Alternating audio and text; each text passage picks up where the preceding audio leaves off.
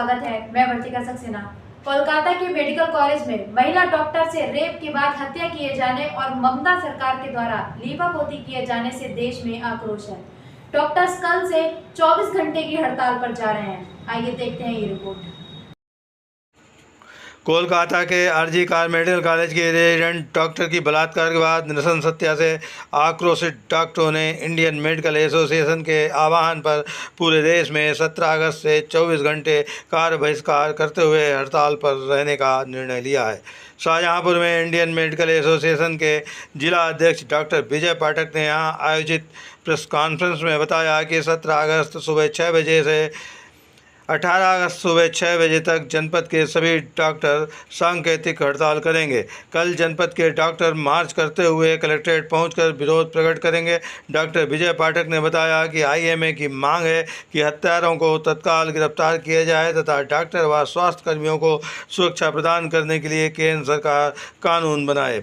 IMA के प्रदेश अध्यक्ष doctor पवन अग्रवाल ने कहा कि जनता को होने वाली असुविधा का हमें दुख है, इसीलिए हम सांकेतिक हड़ताल कर रहे हैं तथा भर्ती मरीजों का उपचार जारी रखेंगे।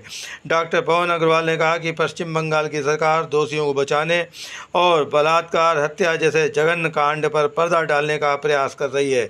आईएमए के जिला सचिव डॉक्टर गौरव मिश्रा ने कहा कि सबूत मिटाने के लिए घटनास्थल पर सैकड़ों लोगों ने हमला किया और वहां मौजूद डॉक्टरों के साथ मारपीट की, जबकि पुलिस मूक दर्शक बनी हुई तमाशा देखती रही। डॉक्टर विजय पाठक ने बताया कि जनपद स्तर पर आईएमए को इंडियन डेंटल एसोसिएशन का भी समर्थन मिल रहा है। प्रेस कॉन्फ्रेंस में doctor Vijendra Saxena, doctor Deepa Saxena, doctor Puneet Tandon, doctor Amit Verma मौजूद रहे। कुछ ना कुछ उपचार मिलेगा, लेकिन 15 अगस्त को जब एक साइलेंट प्रोटेस्ट कर रहे थे आरजी कार मेडिकल कॉलेज में सारे डॉक्टर्स, तो उन पर एक बहुत ही विभत्स अटैक हुआ। एक बहुत बड़ी संख्या में हुजूम में 2-3 हज़ार लोगों ने मेडिकल कॉलेज के अंदर घुस के इमरजेंसी में तोड़फोड़ की, डॉक्टरों को मारा पीटा, हॉस्टल्स में भी घुस गए और वहाँ पर कानून प्रशासन कहीं मालूम नहीं पड़ा। तो इस वजह से अब राष्ट्रीय स्तर पर लगभग सारे प्राइवेट हॉस्पिटल, कॉरपोरेट हॉस्पिटल और यहाँ तक कि गवर्नमेंट हॉस्पिटल और हम सब डॉक्टर्स इस विरोध के लिए एक सांकेतिक अभी कार्य को रोक रहे हैं।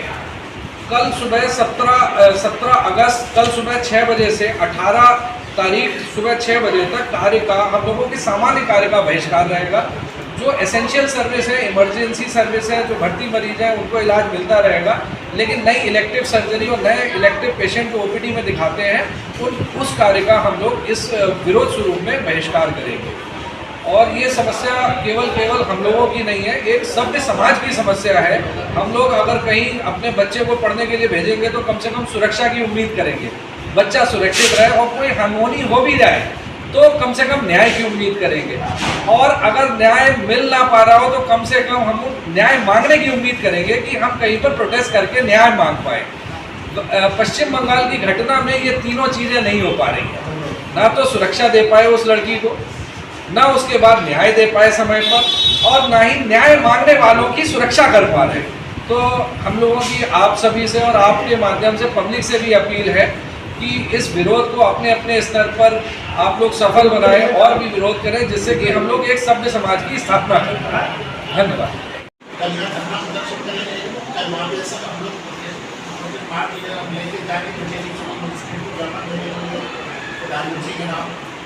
हमारा ये काम थोड़ी, हमारा काम तो मरीजों की देखभाल करना, जो बेचारे परेशान हैं। अब वो मरीज तो बेचारे यहाँ रो रहे हैं, हम वहाँ सड़क पे रोक रहे थे, हमारा क्या कर ले। ऐसी व्यवस्था क्यों आ रही है हमारे सामने? डॉक्टरों को काम करने दिया जाए ना। ये हमारा मेन उद्देश्य है। जनता को भी इसमें हाईलाइट करना चाहते हैं। हम जन सहयोग भी चाहते हैं, हम चाहते हैं जनता भी हमारे साथ लड़ाई में कीजिए। अल्टीमेटली नुकसान उनका भी हो रहा है कहीं कहीं पर, स्वास्थ्य सेवाएं किस तरह का नुकसान। तो ये केवल लड़ाई हमारी नहीं है, कोई हम ऐसी लड़ाई नहीं लड़ रहे हैं हम फीस अपनी बढ़ाने के लिए लड़ रहे हैं। हम लड़ रहे हैं एक मानवता की रक्षा के लिए कि भाई ऐसा अमानवीय बंद करें और हम लोग सुरक्षित दें। इसमें जन सहयोग होना चाहिए। हम जनता से अपील करते हैं कि हमारी इस लड़ाई में हमारा सहयोग करें। यही हम लोगों का डॉक्टर साहब, किस तरीके का कार्यक्रम है कल आपका? ऐसा है, अभी हमारे जो आगामी प्रदेश अध्यक्ष हैं डॉक्टर पवन अग्रवाल और हमारे शाहजहानपुर ब्रांच के जो सचिव हैं डॉक्टर गौरव मिश्रा, उन्होंने आपको काफ़ी घटना के बारे में विस्तार से बता दिया।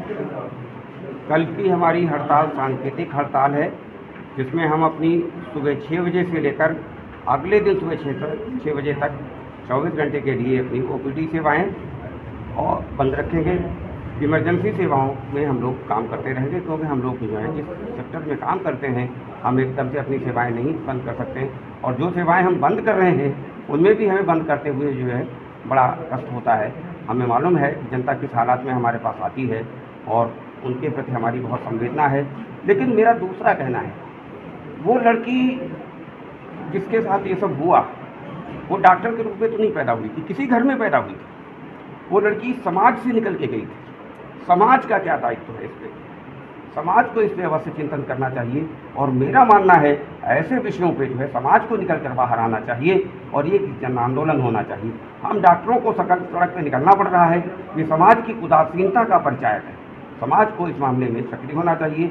मेरी समस्त जनता से आह्वान है कि इस विषय को गंभीरता से इस तरह से उठाएं कि समाज में एक जागरूकता आए और सरकार के कानों तक ऐसी आवाज़ जाए कि जो है इस तरह की घटनाओं पर सरकार जो है त्वरित कार्रवाई की। हमें करना इसलिए पड़ रहा है, अगर सरकार पहले दिन से अपनी कार्रवाई ठीक से करती, अपराधियों पे शिकंजा कसती, उनको पकड़ने का प्रयास ही करती कम से कम, तो हमें इस तरह आगे क्यों बढ़ना पड़ता।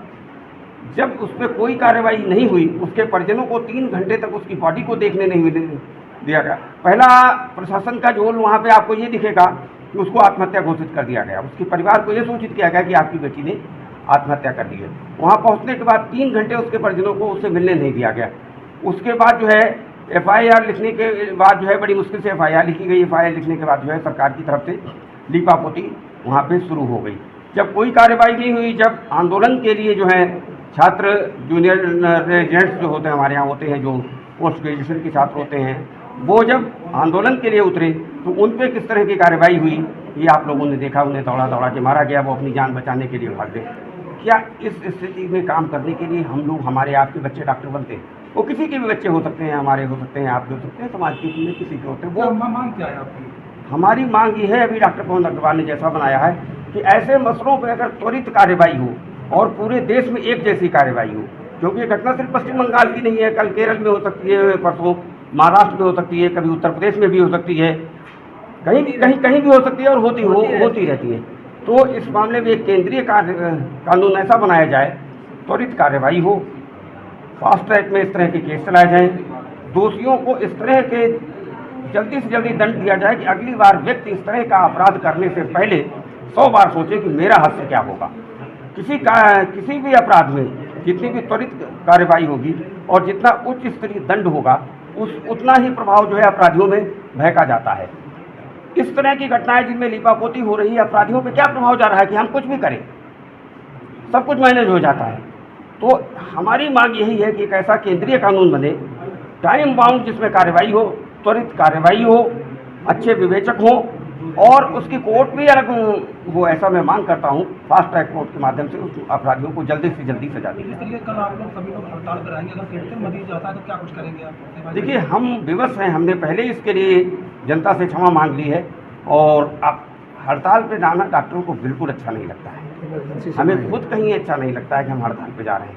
हमें हड़ताल पे जाना पड़ रहा है, इसके लिए कहीं न कहीं से जहाँ पे घटना हुई वहाँ का प्रशासन तो जिम्मेदार है ही है, देश की जनता भी जिम्मेदार है। निर्भया कांड में देश की जनता सड़कों पर निकल आई थी, आज क्यों नहीं निकल रही? वो भी निर्भया ही है, निर्भया से विभत्स कांड है। पश्चिम बंगाल में घटना हुई, इसके बाद प्रोटेस्ट करने के ऊपर बर्बरता की जा गई। देखिए, हम लोग राजनीतिक नहीं हैं। जहाँ भी घटना हुई हो, चाहे पश्चिम बंगाल में हुई हो, चाहे उत्तर प्रदेश में हो, चाहे मध्य प्रदेश में हो, वहाँ की सरकार को जो है त्वरित कार्रवाई करनी चाहिए। आज तक देखकर यही लग रहा है कि सरकार जो है वो पीड़ितों के साथ नहीं है, अपराधियों के साथ है।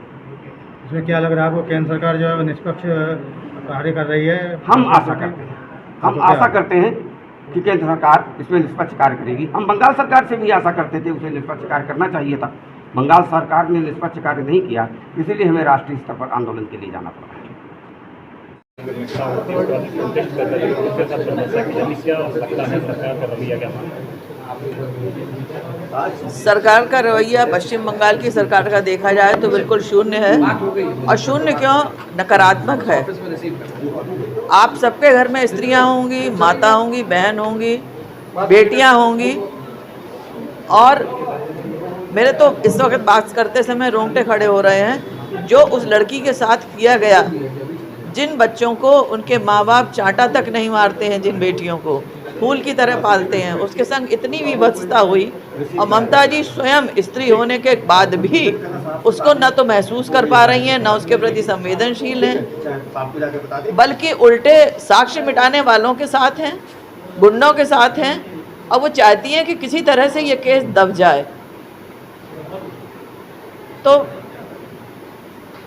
मेरी तो समझ में नहीं आ रहा कि उस बच्ची ने इतनी तकलीफ कैसे बर्दाश्त करी होगी।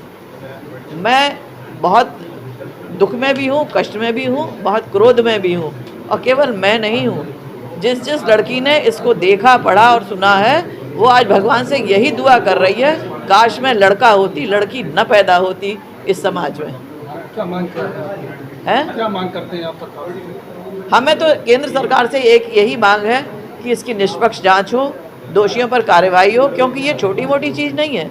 जिस केस को ख़त्म करने के लिए 5-7-8 हज़ार गुंडे ला करके और इस तरह से बवाल मचाया जा सकता है, मतलब कि 5-7-8 हज़ार आदमी जिसको केस को ख़त्म करने के लिए, साक्ष्य मिटाने के लिए जुटाया जा सकता है, उसके पीछे कितने ताकतवर लोग होंगे, इस बात की आप कल्पना करिए।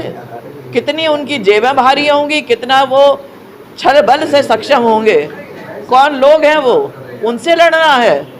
ये बच्चे जो हमारे और आपके गए हैं, जो केरल का बच्चा इस वक्त कलकत्ता में फंसा हुआ है, वो कुछ नहीं कर सकता। उस लड़की की भी यही खता रही होगी कि उसने NIA गंद करते हुए देख लिया होगा कि कुछ गंदा काम हो रहा है, उसने उसे देख लिया होगा, तभी उसके संग ये हुआ।